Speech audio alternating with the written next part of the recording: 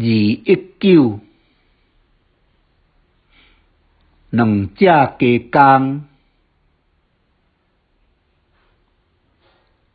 三字经讲欠修业皆思神，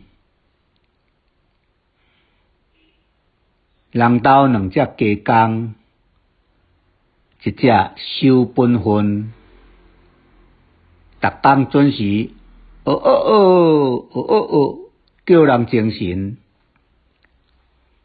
田庄做事人真懊恼。另外办单迄只听甲气歹势，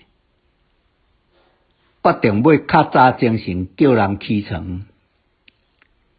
伊逐早起透早2-3点就开始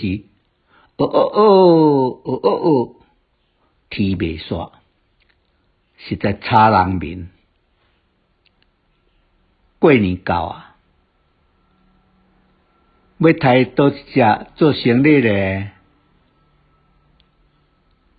这只老咧准时叫咱起床做事，安尼掠迄只吵人眠的来杀。